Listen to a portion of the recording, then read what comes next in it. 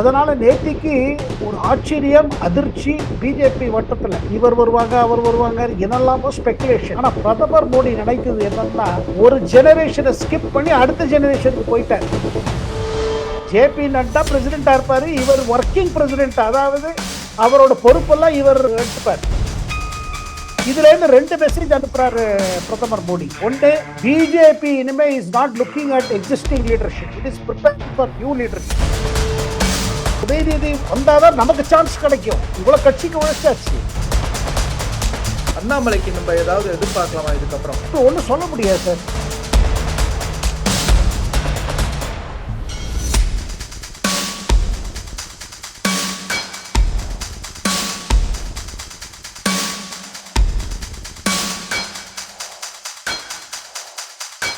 வணக்கம் நேயர்களே. இன்றைய அரசியல் சூழல்களை பற்றி நம்முடன் தன் கருத்துக்களையும் அதற்குரிய மேலும் விவரங்களை அளிக்க டெல்லியிலிருந்து மூத்த பத்திரிகையாளர் திரு சேகர் ஐயர் அவர்கள் இணைந்திருக்கிறார்கள். வணக்கம் சார். வணக்கம் சிவகுமார் சார். வணக்கம். நன்றி சார். இந்திய தேசமே காத்து கொண்டிருந்த பாஜகவின் நேஷனல் தலைவர் அவரை பற்றி நேற்று ஒரு முக்கியமான அறிவிப்பு வெளிவந்திருக்கு. திரு நிதின் நபின் அவர்கள் ஒர்க்கிங் பிரசிடென்டா, அதாவது தேசிய பாஜகவின் செயற் தலைவரா தேர்ந்தெடுக்கப்பட்டிருக்கிறார். அதை பற்றி நீங்கள் மேலும் கொஞ்சம் விவரங்களையும் அதை பற்றிய கமெண்ட்ரியும் எங்களுக்கு நேயர்களுக்கு பகிர முடியுமா? அதாவது எந்த கட்சியிலாவது ஒரு அரசியல் கட்சியில ஒரு புது விதமாக இவ்வளவு ரிஸ்க் எடுத்துட்டு ஒரு யங்ஸ்டருக்கு சார்ஜ் கொடுக்குற மாதிரி இது பாத்தீங்கன்னா அது பாரதிய ஜனதா கட்சி தான். யாருமே எதிர்பார்க்காம இவர் வருவாங்க, அவர் வருவாங்க, என்னெல்லாமோ ஸ்பெகுலேஷன்.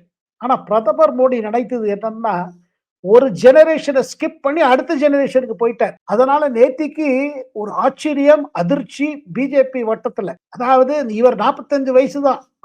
இது பாருங்க, அடுத்த ஜெனரேஷன். ஆனால 5 முறை தேர்தலில் போட்டிட்டு இருக்காரு. ஆமா, 4 முறை எம்எல்ஏவா இருக்காரு, அமைச்சரா இருக்காரு. நிதிஷ்குமாரோட அரசுல அவர் நல்ல பேர் அவருக்கு. இப்ப கூட பாத்தீங்கன்னா அவருக்கு பிடபிள்யூடி கொடுத்துருக்காங்க, ரோட்ஸ் எல்லாம் கொடுத்துருக்காங்க. சோ இதுல பாத்தீங்கன்னா அவர் அகில பாரதிய வித்யார்த்தி பரிஷத் ஏபிவிபில இருந்து ஆரம்பிச்சவர். இவரோட தகப்பனாரும் எம்எல்ஏவா இருந்தாரு. அவர் சடனா காலமான போது இவர் பிஐடில படிச்சிருந்தாரு, பிர்லா இன்ஸ்டிடியூட் ஆஃப் டெக்னாலஜி. அங்க இதுல மிஸ்ரால, ராஞ்சி பக்கத்துல இருக்க, அங்க படிச்சிட்டு இருந்தாரு. உடனே இவங்க சொன்னாங்க, வாங்க இடகால தேர்தலில் நீங்க போட்டிடுங்கன்னு போட்டிட்டாரு, ஜெயிச்சிட்டார். And he's organiser. எல்லாத்தோடைய என்னன்னா ஒரு ஹம்பிள் பேக்ரவுண்ட். ஏன்னா பிரதமர் மோடி எதிர்பார்த்தது என்னன்னா, அடுத்த தலைவர் டெல்லி தலைவரா இருக்கக்கூடாது. ஏன்னா டெல்லியிலே வளர்ந்த தலைவர் தான் அவங்க சீனியாரிட்டி அது இது. இவர் தேடுவது என்னன்னா, பிஜேபிக்கு வரப்போற காலத்துல எப்படி ஃபேஸ் பண்ணணும், எப்படி விக்ஷித் பாரத் இந்தியா ஆஃப் 2047 தயார் பண்ணணுமோ, பிஜேபி ஆஃப் 2047 தயார் பண்றதுக்கு எந்த மாதிரி தலைமை தேவை. இப்ப பாருங்க, இவர் 45 வயசு. இவர் இப்ப முதல்ல இன்ட்ரிம் பிரசிடென்ட், அதாவது ஒர்க்கிங் பிரசிடென்ட். அடுத்த 4-5 மாசத்துக்கு இவர் தொடர்வார். அதாவது இவர் இப்ப வேலை பண்ணுவாரு, நட்டா தொடர்வார். ஜேபி நட்டா பிரசிடென்டா இருப்பாரு, இவர் ஒர்க்கிங் பிரசிடென்ட், அதாவது அவரோட பொறுப்பெல்லாம் இவர் எடுத்துப்பார். எடுத்து அண்டர் ட்ரைனிங்ல இருப்பாரு, அண்டர் ஸ்டடி. நம்ம சொல்லுவோம் அண்டர் ஸ்டடி. இதுல ஒரு பாரதிய ஜனதா கட்சியோட இந்த தலைவர்னா, தேசிய தலைவர்னா நீங்க பாருங்க, இதுல அதிர்ச்சி என்னன்னா, எத்தனையோ தலைவர்கள் காத்திருந்தாங்க அடுத்த சான்ஸ். அப்படி யங்ஸ்டர்ஸ்னா நம்ம இது வரும்னு. ஆனா இவர் பிஆர்ல இருந்து எடுத்தது. அப்புறம் இவரோட சமுதாயம் பாத்தீங்களா, இவர் he belongs to general category, அதாவது காஸ்ட் சமுதாயம். காய் சமுதாயம் பாத்தீங்கன்னா அது நியூட்ரல் கம்யூனிட்டி. எந்த மாநிலத்திலயும் ஒண்ணு பெரிய இது கிடையாது சார். அது ஓபிசி காஸ்டா? இல்ல, ஓபிசி இல்லைங்க. அது ஃபார்வர்ட் காஸ்டா தான் எடுத்துப்பாங்க. அதாவது நான் ரிசர்வ் கேட்டகரி தான், ஜெனரல் கேட்டகரி. ஓகே. ஆனா பட்னால இருந்து அவர் தொடர்ந்து போட்டிட்டாரு. இப்ப பங்கிம்பூர்ங்கிறது பட்னா பக்கத்துல தான் இருக்கு. பல முறை ஜெயிச்சுட்டு வந்திருக்காருங்க. அதாவது பிரதமர் நேத்திக்கு கொடுத்த வாழ்த்துக்கள்ல பாருங்க, இவர் ஒரு யங் பிளட், ஃப்ரெஷ் பிளட் ஒன்று. ரெண்டாவது, வெரி ஹார்ட் ஒர்க்கிங். அண்ட் கீழே இருக்கிற ஒர்க்கர்ஸோட நல்ல அவருக்கு உடன்பாடு. இந்த மாதிரி கல்ச்சர் தேசிய அளவில் வரணும். தேசிய அளவில் இதே மாதிரி இன்ட்ராக்ஷன் தேவை. இதுல இருந்து ரெண்டு மெசேஜ் அனுப்புறாரு பிரதமர் மோடி. ஒன்று, பிஜேபி இனிமே is not looking at existing leadership, it is preparing for new leadership. புது தலைமையை தயாரிப்பதுல கிளம்பிடுச்சு. இந்த விஷயம் சிவகுமார் சார் எந்த கட்சியிலும் கிடையாது. எல்லா இடத்துலயும் சீனியாரிட்டின்னு அது யங் லீடர்ஸ் மேல வரதுக்குள்ள அவங்க ஓல்ட் ஆயிடுவாங்க. பாருங்க, கட்சியிலேயே கூட இது ஒரு பெரிய ஆச்சரியம். ஏன்னா இதுக்கு முன்னாடி நம்ம பல முறை டிஸ்கஸ் பண்ணிருக்கோம். இந்த பெயர் ஆனா வந்து கொஞ்சம் கூட வந்து யாருடைய பார்வைக்கும் வராத பெயரா இருக்கு. அது உண்மையா? கரெக்ட், நீ கரெக்டா சொல்றீங்க. ஏன்னா யார் பேர்ல தர்மேந்திர பிரதான் அவர் அமைச்சராகவும் இருக்காரு. அப்புறம் நம்ம பூபேந்திர யாதவ், ஆமா, இல்ல ஒரு ஒரு மகளிர் தலைவர் வருவாங்க. அப்படி எல்லாம் இதெல்லாமோ கால்குலேஷன் நடந்தது. ஆனா மோடி நினைத்தாரு இந்த நேரத்துல நமக்கு வேணுங்கிறது அடுத்த ஜெனரேஷன் அட்ராக்ட் பண்ணணும். ஏன்னா 45 வயசு தலைவர் தான் உங்களுக்கு 20-25 வயசு தலைவரோட வேலை செய்ய முடியும். ஏன்னா எப்போது பிரதமர் சொல்வது என்னன்னா, ஒவ்வொருத்தரும் ஒரு மைண்ட் செட்ல வருவாங்க. இப்ப 60 கிட்ட வந்தப்புறம் ஒரு மைண்ட் செட் இருக்கும், 60 தாண்டினப்புறம் ஒரு மைண்ட் செட். அது யங்ஸ்டர்ஸோட இன்டராக்ட் ஆகாது. ஆனா கட்சி தன்னைத்தானே புதுப்பிச்சுட்டே இருக்கணும். ஒண்ணு இல்லைங்க, தமிழ்நாடு எடுத்துக்கோங்க. திராவிட முன்னேற்ற கழகத்துல ஸ்டாலின் ஐயா ஒரு முடிவு பண்ணார். என்ன, உதயநிதி ஸ்டாலின் தனக்கு பிறகு அந்த வாரிசு அரசியல் அங்க ஓடிட்டு இருக்கு. கலைஞர் பின் ஸ்டாலின் பின் உதயநிதி ஆச்சு.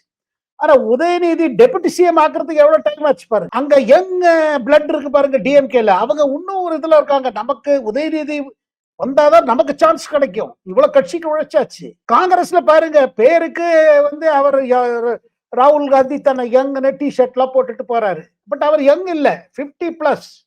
அவர் என்ன பண்ணிருக்காரு, உப்புக்கு சப்பானி மல்லிகார்ஜுன் கர்கே உட்காந்து வச்சிருக்காரு. ஒரு தலித் தலைவர் வச்சோங்கிறத காமிச்சிட்டு அவரு 85+. அவரால் அவ்வளவு டிராவல் பண்ண முடியல. Interaction zero.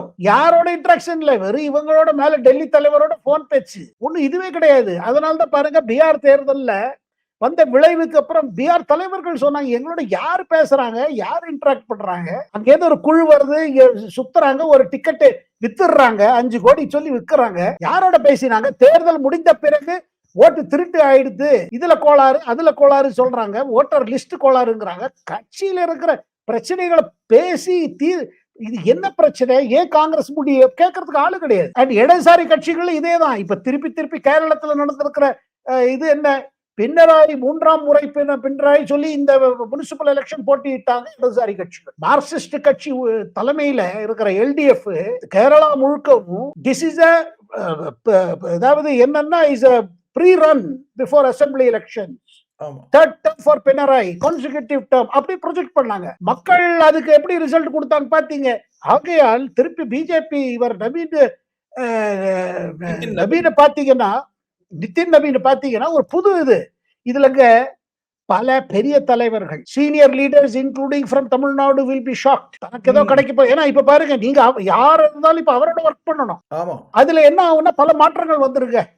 இப்ப இருக்கிற பிஜேபி செட்டப் மாறப்போறது, கம்ப்ளீட்டா மாறப்போறது. சோ அப்ப இது இங்க மாற்றம் வரும் பொழுது லெவல் எப்ப வரும்? அதாவது இப்ப ஜேபி நட்டா கீழே இவர் வந்து ஒர்க் பண்ணிட்டு இருப்பாரு, இவர் அடுத்த லெவல் எப்ப வரும்? ஜனவரி மாசத்துல சொல்றாங்க, ஜனவரி மாசத்துல வரக்கூடும்.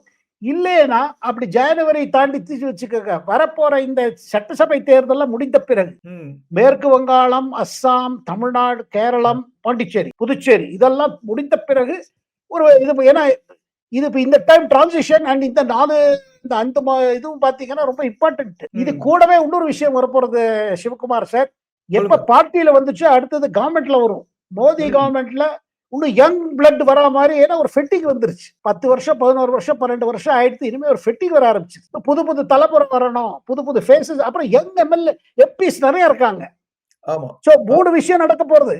ஒண்ணு, கட்சியில புது பிளட், கட்டமைப்பில பல மாற்றங்கள் ஒன்று. இரண்டாவது, மோடி அரசுல மாற்றங்கள் வரப்போகுது. இன்னும் யங் பிளட், அதாவது முக்கிய போர்ட்போலியோஸ் விட்டுருங்க, டிஃபென்ஸோ ஃபைனான்ஸோ ஹோமோ, அதுல மாற்றம் இருக்காது.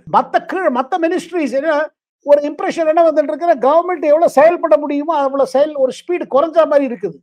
அதனால மோடி வந்து அடுத்த plan is working for reshuffle in central cabinet.